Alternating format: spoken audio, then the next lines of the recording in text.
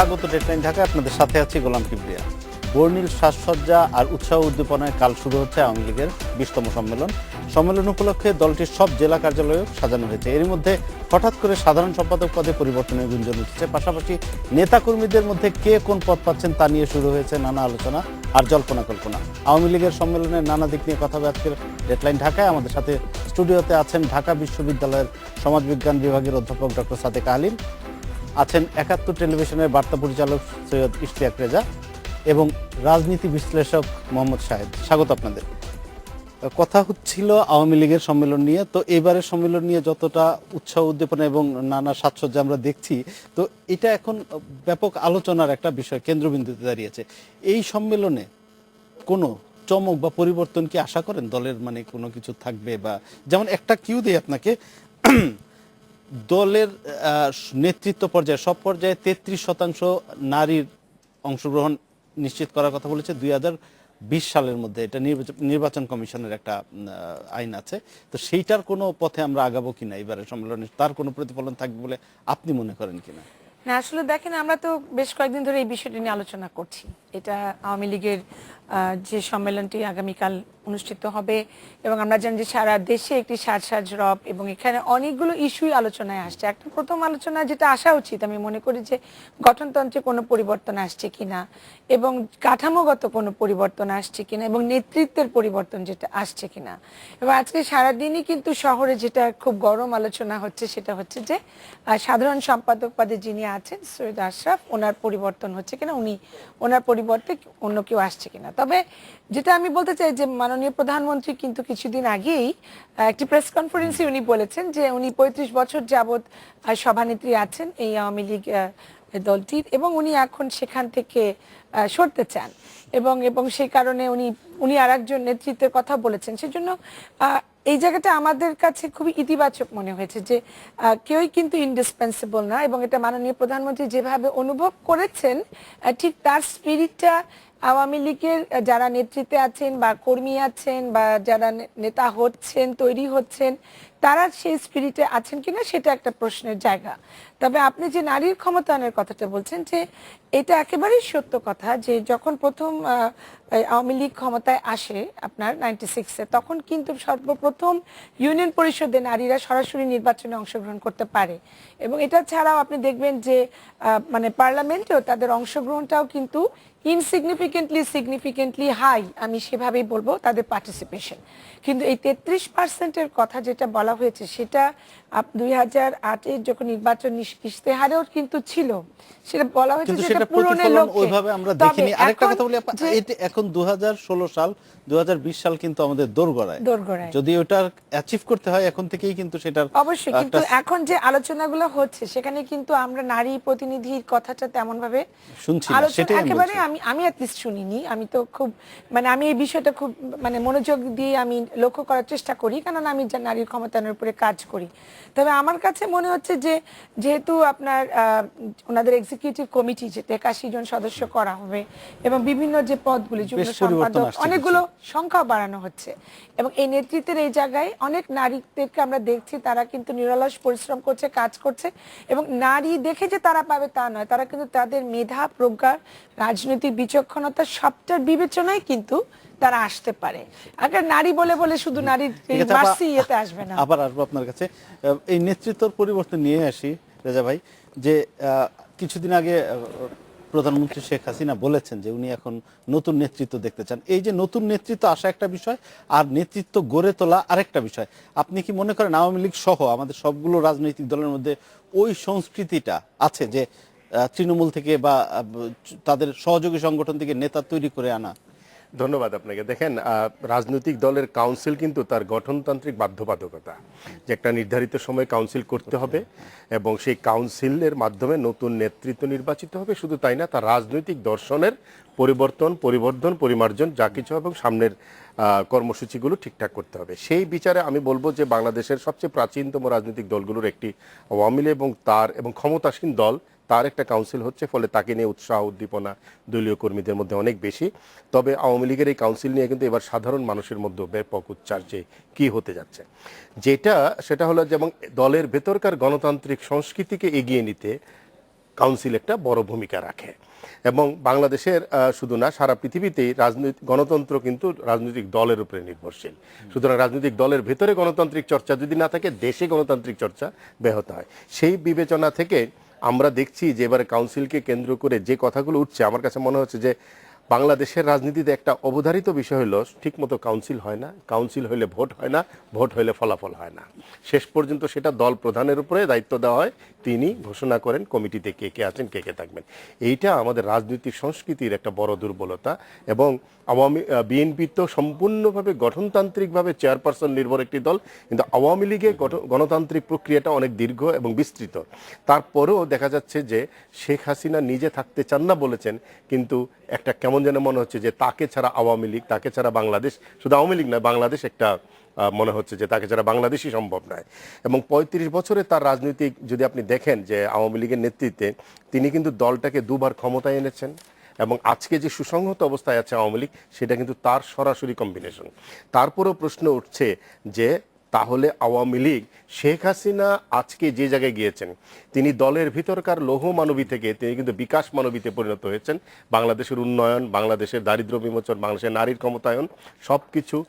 শেখ হাসিনা মানে যুদ্ধাপরাধের বিচার, শেখ হাসিনা মানে গণতন্ত্র, শেখ হাসিনা মানে মুক্তিযুদ্ধের চেতনা, শেখ হাসিনা মানে উদার অসাম্প্রদায়িক বাংলাদেশ। এবং এটা তো আপনি অনেক বড় বিষয় বলেন, অনেক ছোটখাটো বিষয়ও কিন্তু সরাসরি তার তাহলে শেখ হাসিনা যেভাবে নিজেকে যে জায়গায় নিয়ে গেছেন, আজকে কাউন্সিলকে সামনে রেখে আমি তো বলি এই কাউন্সিল অনেকগুলো প্রশ্নের উত্তর দিবে। এই কাউন্সিলকে ভাবতে হবে আওয়ামী লীগ দল হিসাবে শেখ হাসিনার সাথে দৌড়াতে পেরেছে কিনা, আওয়ামী লীগ দল হিসাবে বা আওয়ামী লীগের অন্য নেতৃত্ব শেখ হাসিনার মতন করে বাংলাদেশ নেতৃত্বের জায়গাটাতেই আসলে ভাবতে পেরেছে কিনা। এবং এই কারণেই এখানে নেতৃত্বের পরিবর্তনের কথাটা আসছে। কিন্তু দেখতে হবে আমি নেতৃত্ব কিভাবে নির্বাচন করছি। আমি এখানে আসার আগে একটা ব্রেকিং নিউজ দেখে আসলাম, সৈয়দ আশরাফ বলেছেন যে কে হবে সাধারণ সম্পাদক, কে হবে সভাপতি, সেটা শেখ হাসিনাই ভালো জানেন। তো এইটাই হলো আওয়ামী লীগের ক্ষেত্রে সবচেয়ে বড় কথা, যে শেখ হাসিনাই কিন্তু শেষ বিচারে সবচেয়ে বড় কথা। কিন্তু আমি বিশ্বাস করি তৃণমূল পর্যায়ের, মাঠ পর্যায়ের নেতারা যে ডেলিভারেশনসগুলো দিবেন 2 দিনের কাউন্সিলে, সেইটার একটা বড় ভূমিকা থাকবে। কিন্তু আমাদের কিবরিয়া, আমাদের একটা বড় দুর্বলতা হলো মিডিয়া থেকে শুরু করে দলীয় কর্মীরা পদ পদবি নিয়ে যত কথা বলছেন, কিন্তু কাউন্সিল তো শুধু পদ পদবি নয়। গত কাউন্সিলে 19তম কাউন্সিলে যে ঘোষণা দেওয়া হয়েছিল, সেটা কতটা বাস্তবায়িত হয়েছে, নতুন ঘোষণায় কি আসছে। রাজনৈতিক দলের কর্মসূচি খুব গুরুত্বপূর্ণ, তার দর্শন নির্বাচনে। এবং আমার কাছে যেটা মনে হয় যে বাংলাদেশের আগামী দিনগুলোতে শেখ হাসিনার সামনে বেশ কিছু চ্যালেঞ্জ আছে। একটা চ্যালেঞ্জ হলো, এই আমি যে বলছিলাম প্রশ্নের উত্তর দেবে, একটা হলো সারা দেশে আওয়ামী লীগ তার অঙ্গ সংগঠনগুলোর বা জেলা শাখাগুলোর, উপজেলা শাখাগুলোর কাউন্সিলগুলো ঠিকমতো করতে পেরেছে কিনা। সেইখানে যে আমরা দেখেছি যে বিভিন্ন যুদ্ধাপরাধী দলের লোকজন ঢুকে পড়েছে, সেইটার জবাব কি এখানে পাওয়া যাবে? সেই নেতৃত্ব কি জবাব দিবে এই কাউন্সিলে এসে? কারণ তারা কিন্তু কেন্দ্রীয় নেতৃত্ব আছে। এই কাউন্সিল কি সেই জবাব দিবে যে জঙ্গিবাদ এবং সাম্প্রদায়িকতাকে মোকাবেলার জন্য আওয়ামী লীগ কতটা প্রস্তুত আছে? অবশ্য এই বিষয়গুলো আছে, আমরা শুধুমাত্র ঘোষণাপত্রে থাকলে আমরা আওয়ামী লীগ দল হিসেবে আবার আপনার কাছে আসবো। আমি এই প্রসঙ্গেই আসি আপনার কাছে। আমরা পত্রিকায় প্রতিবেদন থেকে যেটা জানতে পেরেছি যে এইবার তাদের একটা পরিবর্তন আসছে গঠনতন্ত্রে, সেটি হচ্ছে যে বঙ্গবন্ধুর খুনি এবং যুদ্ধাপরাধী পরিবারের কেউ আওয়ামী লীগের রাজনীতি করতে পারবে না। সেইটা বাস্তবায়ন করাটা কতটা বড় চ্যালেঞ্জ? মানে এটা তো অবভিয়াস হওয়ার কথাই ছিল, কারণ এদের রাজনীতি তো কোনোভাবেই আওয়ামী লীগের সঙ্গে যায় না। তারপরে সেটা গঠনতন্ত্রে কেন ইনক্লুড করতে হলো? এই বাস্তবতায় কেন যেতে হলো আজকে আওয়ামী লীগকে? ধন্যবাদ আপনাকে। বিষয়টা হচ্ছে যে সেই 1949 সাল থেকেই কিন্তু আওয়ামী লীগের রাজনীতি শুরু আর কি। কাল পরিক্রমায় এটা বাংলাদেশ আওয়ামী লীগ নাম ধারণ করেছে। বিষয়টা হচ্ছে যে এই আওয়ামী লীগ যেই নেতৃত্বটা শুরু হয়েছে, আওয়ামী লীগ প্রথম থেকেই কিন্তু এটি মানে আমরা মুক্তিযুদ্ধের সপক্ষে কাজ করে আসছে। এখন কিছু যুদ্ধ অপরাধী কিছু ব্যক্তিবর্গ বিভিন্ন জেলা উপজেলা, যেটা ইস্তিয়াক ভাই বলার চেষ্টা করছিলেন, যে বিভিন্ন জায়গায় কিন্তু ঢুকে পড়েছে। তো সেইগুলাকে নিয়ে কিন্তু এখন একটি চিন্তা ভাবনার জায়গা তৈরি হয়েছে। এটি গেল একটি জিনিস। আরেকটা জিনিস আমি একটু অবতারণা করতে যাচ্ছি যে 1/11 সময় আমরা কিন্তু একটি কঠিন সময় পার করেছি। এটি অরাজনৈতিক সরকার বাংলাদেশ মানে সরকার পরিচালনা করেছেন, এবং সেই সময় মাননীয় প্রধানমন্ত্রী যখন তিনি কারা অন্তরীণ ছিলেন তখন কিন্তু প্রয়াত রাষ্ট্রপতি জিল্লুর রহমান সাহেব এবং সৈয়দ আশরাফ সাহেব ওনাদের কিন্তু একটা দারুণ ভূমিকা ছিল। সেই ভূমিকাটা কিন্তু আমরা অস্বীকার করতে পারি না, এবং সেই সময় আওয়ামী লীগের বেশ কিছু নেতাকে কিন্তু আমরা দেখেছি বিদ্রুপ অবস্থান মানে পরিবর্তন করতে আমরা দেখেছি, এবং সেই নেতাদের এই কাউন্সিলে তাদের অবস্থান কি হবে সেটা নিয়েও কিন্তু আমাদের একটু চিন্তা করার দরকার আছে। আরেকটি জিনিস হচ্ছে যে দেখেন, বাংলাদেশ আওয়ামী লীগ ভিশন একটু আমি ইন্টারাপ্ট করি আপনাকে, এদের প্রসঙ্গে সংস্কারপন্থী বলে যারা পরিচিত জি। তাদের প্রসঙ্গে কিন্তু শেখ হাসিনা পরিষ্কার বলেছেন যে তাদেরকে ক্ষমা করে দিবেন, কিন্তু তাদের ভুলবেন না, তারা তাদের ভূমিকাটা ভুলবেন না। উনি এটা বিভিন্ন বলেছিলেন। ক্যাবিনেট মিটিংয়েও কিন্তু তাই না? বলেছিলেন উনি এই বলেন কথা। যে আমি রোজ একবার করে মনে করি। কিন্তু আসলে আমার কাছে যে জিনিসটা দেখার জিনিস যে এই যে সৈয়দ আশরাফ সাহেবের কথাই আমি বলি, তার কিন্তু দেখেন আমরা হেফাজত ইসলামের সময় তার কিন্তু একটি অবিচল অবস্থান কিন্তু আমরা দেখেছি, আমরা 1/11-এর সময় তার কিন্তু একটি অবিচল অবস্থান দেখেছি। দেশের সংকটময় মানে পরিস্থিতিতে কিন্তু তার বিষয়ে আমরা একটা তার অবস্থান দেখেছি। আরেকটা জিনিস আমার কাছে যেটা কষ্ট লেগেছে, যেটা হচ্ছে আজকে বাংলাদেশ প্রতিদিনে আমরা একটি নিউজ দেখেছি যে একজন আওয়ামী লীগ নেতার মানে দৃঢ় দিয়ে লিখেছে যে উনি এক প্রকার নামই ঘোষণা করে দিয়েছেন যে সেক্রেটারি জেনারেল কি হবে। তাহলে যদিও এখানে নামই ঘোষণা করে ফেলে তাহলে আর কাউন্সিল কেন? কাউন্সিল ডেকে যদি কাউন্সিল হতে হবে, কাউন্সিলে ডিক্লেয়ার দিয়ে কে সেক্রেটারি হবে, অথবা কাউন্সিলে ডিসাইড হবে, মানে সিদ্ধান্ত নেওয়া হবে, সেখানে সিদ্ধান্ত নেওয়া হবে। এবং আমি একটু আগে যেটা ইস্তিয়াক ভাই বলছিলেন, আমি সেই ফুটেজটাও দেখছিলাম যেখানে সৈয়দ আশরাফ সাহেব বলেছেন যে এটা একমাত্র আওয়ামী লীগ সভানেত্রী এখানে সিদ্ধান্ত নেবেন। আসলে সেই জায়গাটাও কিন্তু সেই জায়গাটায় সিদ্ধান্ত নেওয়া। বিএনপির কাউন্সিল এবং আওয়ামী লীগের কাউন্সিলের মধ্যে কিন্তু একটু পার্থক্য আছে। বিএনপির কাউন্সিল কিন্তু এটি নির্ভর করে একমাত্র বেগম খালেদা জিয়া এবং তার পুত্রের ব্যাপারে। এই বিষয়ে আমি আসবো যে দলগুলোর ভিতরে গণতন্ত্রের চর্চা, যেই প্রসঙ্গের অবতারণা ইশতিয়াক রেজা ভাই করেছেন কিছুটা, একটা বিরতি নিয়ে আসি, একটা বিরতির সময় হয়েছে, নিচ্ছে একটা বিরতির সঙ্গেই থাকবেন। বিরতির পর ফিরে এলাম ডেডলাইন ঢাকায়। রেজা ভাই, কথা হচ্ছিল দলের ভেতর, রাজনৈতিক দলগুলোর ভেতরে গণতন্ত্র চর্চা। অনেকে বলে থাকেন যে আমাদের দেশের রাজনৈতিক সংস্কৃতিতে দলগুলোর ভেতরে গণতন্ত্রের চর্চা ততটা নাই, আপনি কি সেটা মনে করেন কিনা? আমিও তাই মনে করি, দলগুলোর ভিতরে গণতান্ত্রিক সংস্কৃতির অভাব রয়েছে, এবং সেইটার একটা বড় ক্রাইসিস হলো যে আমরা স্তাবকের রাজনীতি করি। আমরা নেতার, এটা শুধু শেখ হাসিনার বেলায় না, কিন্তু আপনি উপজেলা জেলা লেভেলে দেখেন, পোস্টারগুলো যদি দেখেন আপনি, নেতাদের ছবি যেভাবে দেওয়া হয় এবং যেভাবে আমরা স্তুতি গাই নেতাদের, এইটা একটা আমার কাছে মনে হচ্ছে যে বড় ধরনের সাংস্কৃতিক অবক্ষয়। দলের ভিতরে এই যে কাউন্সিল হয় বা সম্মেলন হয়, এখানে কি কারণে করা হয়? একটা হলো যে তৃণমূল পর্যায়ের, প্রান্তিক পর্যায়ের নেতারা উঠে এসে দলের কর্মসূচির সমালোচনা করবেন, আলোচনা করবেন, রিভিউ করবেন, নেতাদের নানা কর্মকাণ্ডের কথা বলবেন। কিন্তু আজকে বাংলাদেশের বাস্তবতাটা হলো যে আমরা সেই জায়গাটা ক্রমেই রুদ্ধ করে ফেলছি। এই যে রুদ্ধ করে ফেলা, এটার কারণে কিন্তু বৃহত্তর পরিসরে যে গণতন্ত্র, ধরেন সংসদীয় গণতন্ত্র, সেই গণতন্ত্র ব্যাহত হচ্ছে। যার ফলে আজকে এমন সব সাংসদ আমরা পাচ্ছি যারা রাস্তায় কিশোরকে গুলি করে, যারা 10 টাকার কেজির চাল হজম করে দেয়, এরকম একটা গণবান্ধব কর্মসূচি তারা নস্যাৎ করে দেয়। ধরেন শেখ হাসিনার এই কর্মসূচি তো অসম্ভব একটা ভালো কর্মসূচি, সেইটাকেও কিন্তু বিতর্কিত করছে ওই ধরনের নেতারাই, যারা আসলে দলের প্রতি, দেশের প্রতি কোনো ধরনের কমিটমেন্ট নাই। সুতরাং দলের ভিতরে এই গণতান্ত্রিক চর্চা যদি রাখতে হয়, তাহলে কাউন্সিলে একটা লিবারেল এনভায়রনমেন্ট তৈরি করতে হবে, যাতে তারা কথা বলতে পারে এবং তারা তাদের মতন করে তাদের ইচ্ছা অনুযায়ী কাউন্সিলরদের ভোটে নেতা নির্বাচিত করতে পারে। আবার একথাও ঠিক, আমাদের যে আর্থসামাজিক বাস্তবতা আছে, সেখানে শুধু বারবার নেতা বদলটাই কিন্তু বড় কথা নয়, দেখতে হবে নেতা নিজে বদল হচ্ছে কিনা, তিনি বিশ্ব পরিসরের সাথে নতুন প্রেক্ষাপটের সাথে, যেটাকে আমরা বলি context, life goes by context, কনটেক্সটের সাথে নিজেকে বদলাতে পেরেছেন কিনা, সেই ধরনের নেতা আমরা আনতে পারছি কিনা। সুতরাং দলের ভিতরে একটা বড় ধরনের, আমি বলবো যে আমি আওয়ামী লীগের ঘোষণাপত্রে কি আসবে আমি জানি না, বা আগামী দিনগুলোতে কি আসবে আমরা জানি না, কিন্তু দলের ভিতরে কথা বলার সংস্কৃতিটা চালু করতে হবে। এবং এই যে কথা ওঠে হাইব্রিড, এই যে কথা হলে দুর্নীতিবাজ, এবং আমাদের এখানে কিন্তু দলের অভ্যন্তরে বৈষম্যটা কিন্তু হিউজ। যারা ক্ষমতাসীন দল, তার মধ্যে যারা ক্ষমতা পান, তারা অর্থবিত্ত এমনভাবে মালিক হচ্ছে, দেখা যাচ্ছে যে এক ত্যাগী নেতাকর্মী সে বঞ্চিতই থেকে যাচ্ছে। এগুলো কিন্তু এক ধরনের বৈষম্য তৈরি করে, গণতান্ত্রিক প্রক্রিয়াকে ব্যাহত করে। কাউন্সিল সেই জায়গাগুলো অ্যাড্রেস করবে। আপনার কাছে একটু আসছি একটা প্রসঙ্গে, যে মোহাম্মদ নাসিম কিছুদিন আগে বলেছেন একটা অনুষ্ঠানে যে 2019 সালে নির্বাচনকে সামনে রেখে তাদের এই কাউন্সিলে যেই ঘোষণাপত্র হবে সেটার উপর ভিত্তি করে তাদের নির্বাচনী ইশতেহার, বা এইখানে নির্বাচনকে সামনে রেখেই তারা দলকে আরো সুসংগঠিত করার জন্য তারা এই কাউন্সিলটা, আপনি কি সেরকম কোনো অবশ্যই, ইঙ্গিত পাচ্ছেন? অবশ্যই এটা খুবই সত্যি কথা, কেননা 2019 তো দেখতে দেখতে চলে আসবে, এবং এই যে 3 বছর পর যে কাউন্সিলটা হচ্ছে, এবং এটা খুবই ক্রুশিয়াল।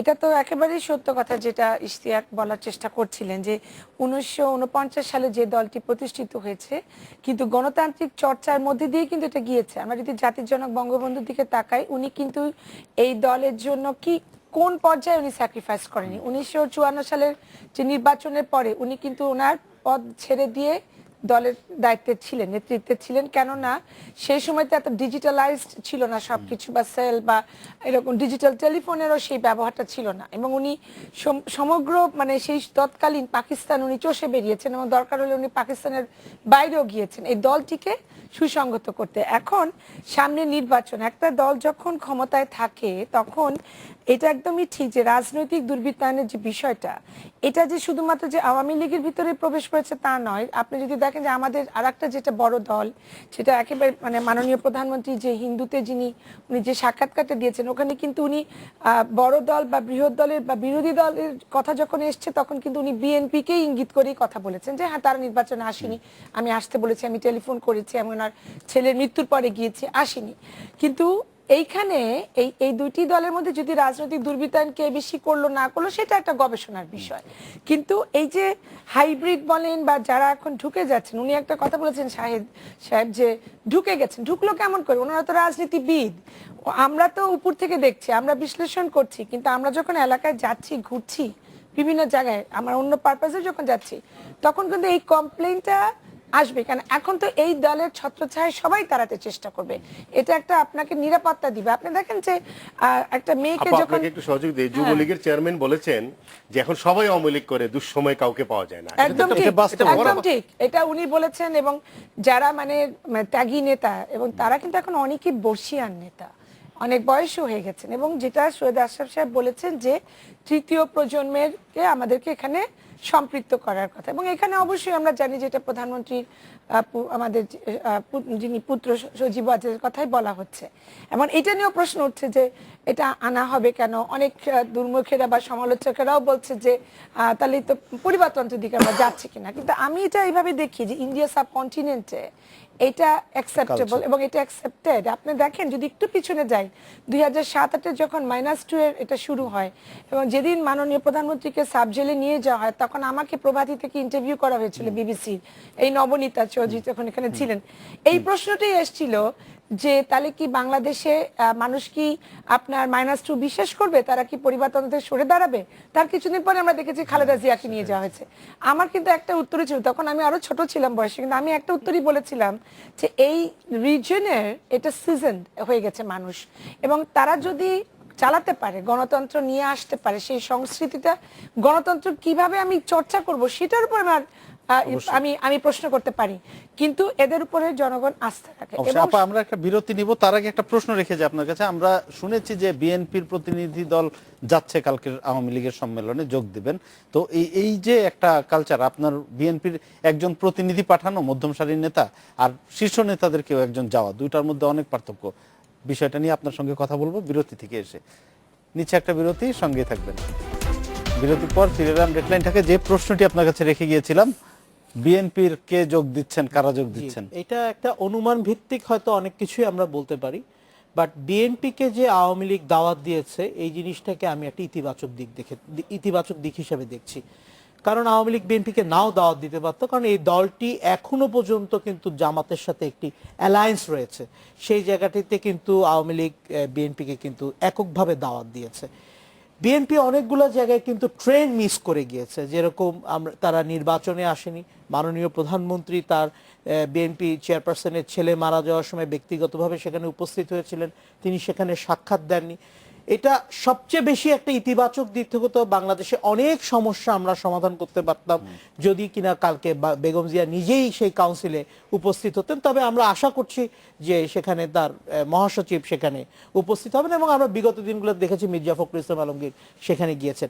একটি জিনিস আমি কিবরিয়া ভাই একটু বলতে চাচ্ছিলাম, একটু আগে যে বিষয়টি আলোচনা হচ্ছিল যে কিছুটা রাজনীতি পরিবারতন্ত্রের দিকে যাচ্ছে কিনা। দেখেন, বঙ্গবন্ধু একরকম ভাবে রাজনীতিকে পরিচালনা করেছেন, তারই কন্যা বর্তমান প্রধানমন্ত্রী 81 সালে যখন মানে আওয়ামী লীগের খুব দুঃসময় তখন কিন্তু এসে মানে হাল ধরেছেন, এবং পর্যায়ক্রমে কিন্তু আজকে 20টি মানে 20তম সম্মেলন, 6টি সম্মেলন কিন্তু তিনি পার করে এসেছেন, 7তম সম্মেলনে কিন্তু উনি যাচ্ছেন। তার কাছে বাংলাদেশ নিরাপদ। কিন্তু এইখানে একটি বিষয় হচ্ছে পরিবারতন্ত্র কিন্তু শুধুমাত্র একটি জায়গায় না, এখানে রন্ধে রন্ধে পরিবারতন্ত্র হচ্ছে। যিনি আজকে কি বলে আপনার সংসদ সদস্য হচ্ছেন, তিনি মারা যাচ্ছেন, তার স্ত্রী আবার সংসদ সদস্য হচ্ছেন। এই জায়গা থেকে কিন্তু আমাকে বেরোতে হবে। আজকে বহু ত্যাগী নেতা বহু জেলায় উপজেলায় কিন্তু নিম্ন স্তরের মানুষ কিন্তু তারা কিন্তু রাজনীতি করে, তাদের কিন্তু একটি স্বপ্ন থাকে যে তারা একটি রাজনীতিতে একদিন এমপি হবে, তারা আরো উপরের দিকে যাবে, এরকম স্বপ্নে থাকে। কিন্তু আমরা রাজনীতিটাকে যদি পরিবারতন্ত্রের মধ্যে বেঁধে দেই তাহলে কিন্তু হবে না। আমি আমার জেলার কথা বলছি, আমার জেলার এক এমপি সাহেবের তার 3 ভাই, এক ভাই যুবলীগের প্রেসিডেন্ট, এক ভাই আওয়ামী লীগের প্রেসিডেন্ট, এক ভাই স্বেচ্ছাসেবক লীগের প্রেসিডেন্ট। তো সুতরাং এই জায়গায় যদি এক ফ্যামিলি সবাই, এই জায়গাটাতে যদি আমরা রাজনীতিকে বেঁধে রাখি আমরা কিন্তু কোনদিন রাজনীতিকে আমরা আগাতে পারবো না। আরেকটি জিনিস হচ্ছে আজকে এই যে আমাদের যে এই যে সম্মেলনটি, এই সম্মেলনের একটি জিনিস আমি একটু তুলে ধরি আপনাকে। এই যে দেখেন 2021 এবং 2041 এখানে কিন্তু 3টা ক্যাটাগরি। এখানে আপনার আমরা একটি আমরা জানি ওদের ঘোষণাপত্রে এটা আছে। আমি একটু পরে আসি আপনার কাছে, আবার একটু ইশতিয়াক জাভেদের কাছে যাচ্ছি।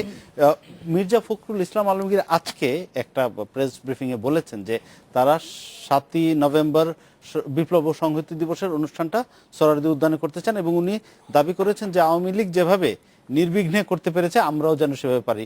এই যে একটা আমাদের কালচার যে একদল পারবে আর একদল পারবে না, এটা আপনি কি মনে করেন তারটা কতটুকু যৌক্তিক ওনার চাওয়াটা? না, আমার মনে হচ্ছে যে একটি বড় রাজনৈতিক দল হিসেবে যে দাবিটি করেছে, সরকারের দায়িত্ব হলো তার যে কর্মসূচি আছে সেটাকে নির্বিঘ্নে করতে দেওয়া। দেখতে হবে যে সেই কর্মসূচিকে কেন্দ্র করে কোনো ধরনের অরাজনৈতিক বা রাজনৈতিক ফায়দা লোটার চেষ্টা হচ্ছে কিনা, সেটা তো সরকারের মেশিনারি আছে, ইন্টেলিজেন্স আছে, তারা দেখবে। কিন্তু দল যদি একটি কর্মসূচি করতে চায়, আমি ব্যক্তিগতভাবে মনে করি যে তাকে বাধা দেওয়ার কিছু নেই, এবং আমার বিশ্বাস যে এই জায়গাটায় কোনো বাধা হয়তো দিবে না। কিন্তু যেই জায়গাটি হলো, আপনি সংস্কৃতির কথা বলছেন, আমি আবারও বলছি, আজকে যে বাংলাদেশের যে বিকাশমান অর্থনীতি, আমরা কিন্তু এই আলোচনাটা আনতেই হবে। দেখেন, গত 3 বছর আওয়ামী লীগের, এটা ত্রিবার্ষিক সম্মেলন, কিন্তু 19তম সম্মেলনে আওয়ামী লীগের একটা বড় ঘোষণা ছিল যে বাংলাদেশকে তারা দারিদ্র্য বিমোচনে বড় ভূমিকা রাখবে, এবং আমরা কিন্তু এটার একটা সফলতা দেখতে পেয়েছি। আজকে হতদরিদ্রের সংখ্যা কমে 12.9% চলে আসছে, যেটা একসময় 23% বেশি ছিল, এবং দারিদ্র্য বিমোচনটাও আমরা 47% থেকে 22%-তে নামিয়ে আনতে পেরেছি। এগুলো কিন্তু আমি বলবো এক ধরনের সাফল্য রাষ্ট্র পরিচালনায়, এবং এখানে শেখ হাসিনার ব্যক্তিগত উদ্যমটা অনেক বড় কাজ করেছে, এবং মেগা প্রজেক্ট বাস্তবায়ন, নিজস্ব অর্থায়ন বাস্তবায়ন, ডিজিটাল বাংলাদেশের স্বপ্ন দেখা, আজকে গ্রামে গ্রামে যেভাবে ইন্টারনেট ছড়িয়ে পড়েছে। সুতরাং আমি আবারও সেই কথাটায় ফিরে যেতে চাই যে ব্যক্তি শেখ হাসিনা যেভাবে বিকাশমান, তার দল সেই জায়গাটায় বিকাশমান কিনা। তিনি যতটা কমিটেড যুদ্ধাপরাধের বিচারে, তিনি যতটা কমিটেড সাম্প্রদায়িকতার বিমোচনে, তিনি যতটা কমিটেড বাংলাদেশকে মুক্তিযুদ্ধের চেতনায় নিয়ে যেতে, একটা উদাহরণ দিই যে উপজেলা নির্বাচন, ইউপি নির্বাচনে বাগমারায় বাংলাবাড়ির সহযোগী এই দল থেকে এই যে ইশতিয়াক রাজা ভাই বলছিলেন, শুরুতেও বলেছেন, এখনো বলেছেন যে শেখ হাসিনা যেই পেসে মানে যেই গতিতে যাচ্ছেন, দলটা সেই গতিতে যেতে পারছে কিনা। আওয়ামী লীগকে যদি সেই গতিতে যেতে হয় তাহলে কি করা উচিত মনে করেন আপনি? এই প্রশ্নের উত্তর নিব বিরতি থেকে এসে। আবার একটা বিরতি নিচ্ছি, সঙ্গেই থাকবেন। বিরতির পর ফিরে এলাম ডেডলাইন ঢাকায়। যে প্রশ্নটা রেখে গিয়েছিলাম আপনার কাছে, যে প্রধানমন্ত্রী শেখ হাসিনা যে গতিতে যাচ্ছেন বা দলীয় সভানেত্রী, সেই গতিতে কি আওয়ামী লীগ এগোতে পারছে ওনার সঙ্গে তাল মিলিয়ে? না, প্রধানমন্ত্রী শেখ হাসিনা একজন ব্যক্তি মানুষও, এবং উনি একজন নেত্রী, এবং উনি দেখেন শুধুমাত্র জাতীয় পর্যায়ে নয়, আন্তর্জাতিক পর্যায়ে উনি যে গতিতে যাচ্ছেন, এবং আপনি জানেন যে উনি বিভিন্ন ইস্যুতে ওনার যে মতামতগুলো রাখছেন সেগুলো কিন্তু গ্রহণ করা হচ্ছে আন্তর্জাতিক পর্যায়ে এবং সেভাবে কিন্তু পলিসিগুলো নির্ধারণ করা হচ্ছে আন্তর্জাতিক পর্যায়ে। আপনি ক্লাইমেট চেঞ্জের কথা বলেন, জেন্ডার ইস্যুতে বলেন, ম্যাটারনাল হেলথ বলেন, হেলথের ইস্যুতে বলেন, সন্ত্রাস দমন, জঙ্গিবাদ দমনের বিষয়ে বলেন, এবং এবার যে সার্ক যে অংশগ্রহণ করলো না বাংলাদেশে, সেখানেও কিন্তু উনি বলেছেন যে কূটনৈতিক সম্পর্ক থাকবে পাকিস্তানের সাথে আমার, কিন্তু আমাদের মধ্যে যে ঝগড়াঝাটি আছে এবং পাকিস্তানকে নিয়ে যে উনি হতাশ এই যুদ্ধাপরাধী বিচার প্রসঙ্গে উনি এই কথাগুলো বলেছেন। অর্থাৎ উনি এত ম্যাচিওর্ড এবং ওনার হাইট এমন জায়গায় চলে গেছে যে ওনাকে ধারণ করা বা ওনাকে অনুভব করা বা ওনার স্পিরিটটা নেওয়ার মতো আমি এত এভাবে বলতে চাই না, ওখানে অনেক বর্ষিয়ান নেতা আছেন, কিন্তু বিনয়ের সাথে বলতে চাই যে যাদেরকে ওনারা নতুন নেতা হিসেবে তৈরি করছেন, যারা আমাদের ছাত্র ছিল এখন আমরা দেখছি তারা সামনের চেয়ারে বসছে, নেতাতে পরিণত হচ্ছেন। এইখানে আমার কাছে মনে হয় যে আমাদের এই এনারা যে কাউন্সিল করবেন, এখানে তো অবশ্যই কাউন্সিলে কথাবার্তা শুনবেন, কিন্তু একটা রিসার্চ সেল হওয়া, প্রশিক্ষণ দেওয়া, তাদেরকে সচেতন করা, তাদেরকে যে গণতন্ত্রের সংস্কৃতি সেগুলো সম্পর্কে আমার মনে হয় সেখানে এই যে নেতৃত্ব পরিবর্তনের একটা কথা ব্যাপক আলোচিত হচ্ছে, এই দলের শীর্ষ নেতৃত্বে বা উপরের দিকের নেতৃত্বে পরিবর্তনের সংস্কৃতিটা চালু হওয়া দরকার বলে মনে করেন? না, নিশ্চয়ই চালু হওয়া দরকার। এবং এখানে এক ধরনের একটা কেমিস্ট্রি প্রয়োজন। এই কেমিস্ট্রিটা হলো যে নবীন প্রবীণের একটা সমন্বয়। কারণ আপনি দেখেন বাংলাদেশের জনসংখ্যার এখন 65% কিন্তু এই তরুণরা, এবং তারা কিন্তু রাজনৈতিকভাবে সচেতন। আবার যে 33%-এর কথা আমরা একটু বলি রেজা ভাই, আমরা কিন্তু এইবার আওয়ামী লীগের মন্ত্রিসভায় অনেক তরুণদের দেখতে পেয়েছি এবং তারা ভালো করছে। আবার দেখেন 33% যে নারীর ক্ষমতায়নের কথা আমরা বলছি রাজনৈতিকভাবে 2020 সালের মধ্যে। সুতরাং আমি মনে করি যে আওয়ামী লীগের এবারের নেতৃত্বে সেটা শুধু উপরের লেভেলে না, সব স্তরে এর একটা আমরা দর্শন দেখতে চাই, এর একটা প্রতিফলন দেখতে চাই, এবং সেটাই কিন্তু দলটাকে সামনের দিকে বিকাশমান করবে। কারণ সামনের রাজনৈতিক চ্যালেঞ্জটা কিন্তু খুব গুরুত্বপূর্ণ। একদিকে বাংলাদেশে কিন্তু জঙ্গিবাদের প্রতি রাজনৈতিক সমর্থন আছে। 2013 সালের 5ই মে এই ঢাকা শহরে হেফাজতের রাজনৈতিক কর্মসূচিকে, ধ্বংসাত্মক কর্মসূচিকে সমর্থন জানিয়ে বিবৃতি দিয়েছিলেন একটি দলের নেত্রী। সুতরাং রাজনীতিটাও কিন্তু এখানে খুব গুরুত্বপূর্ণ। সেই রাজনীতি মোকাবেলা, উন্নয়নের রাজনীতিকে এগিয়ে নেওয়া, এবং 2019 সালের যে নির্বাচনটা, সেই নির্বাচনে কিন্তু সিদ্ধান্ত হবে বাংলাদেশ আসলে কোন পথে হাঁটবে। সুতরাং সেই নেতৃত্বের জন্য একটা আমি এই নির্বাচনের প্রসঙ্গে এসে, আপনি মনে করেন যে এবার কাউন্সিলটা সেই নির্বাচনের পথে আওয়ামী লীগকে এগিয়ে নিয়ে যাওয়া বা দলটাকে আরো সংগঠিত করার ক্ষেত্রে কতটা ভূমিকা রাখবে? অবশ্যই এটা ভূমিকা রাখা উচিত। কারণ কথা হচ্ছে যে আসন্ন নির্বাচনকে সামনে রেখেই কিন্তু এই কাউন্সিলটি হচ্ছে, এবং এখানে আসলে নেতা নির্বাচন করাটা কিন্তু একটা বড় বিষয়। কারণ নেতা যদি নির্বাচন না করতে পারে, দেখেন মাননীয় প্রধানমন্ত্রী অক্লান্ত পরিশ্রম করে যাচ্ছেন, যেটি আপা বলার চেষ্টা করলেন, তিনি এখন আন্তর্জাতিকভাবে অনেক খ্যাতি সম্পন্ন, কিন্তু তার দলের কিছু কিছু নেতাকর্মীর কর্মকাণ্ডের কারণে যখন তার এই ইমেজটাকে ধূলিসাৎ হয়ে যায়, তখন আসলে কিন্তু আর কিছু বলার থাকে না। সুতরাং নেতা নির্বাচন করতে গেলে তাকে বারবার চিন্তা করতে হবে যে আমি কাকে নেতা নির্বাচিত করছি। দু একটি বিচ্ছিন্ন ঘটনা যখন ঘটে, তখন আমরাই টকশোতে কিন্তু মূল নেতৃত্ব নিয়ে কিন্তু আমরা কথা বলা শুরু করি। সুতরাং এই জিনিসগুলো যাতে না হওয়ার আগে আমাদের এই নেতা নির্বাচনের ক্ষেত্রে কিন্তু আমাদেরকে আরো সঠিকভাবে সিদ্ধান্ত নিতে হবে। ধন্যবাদ আপনাদের আমাদের স্টুডিওতে আসার জন্য। এই ছিল আজকে ডেডলাইন ঢাকায়। দেখা হবে আগামী শুক্রবার এই সময়। ভালো থাকুন, সুস্থ থাকুন, শুভরাত্রি।